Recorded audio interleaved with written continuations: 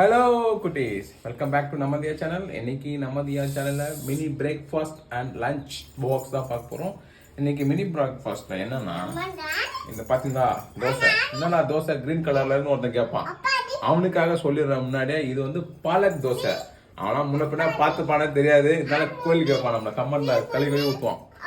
இது வந்து பாலக் தோசை.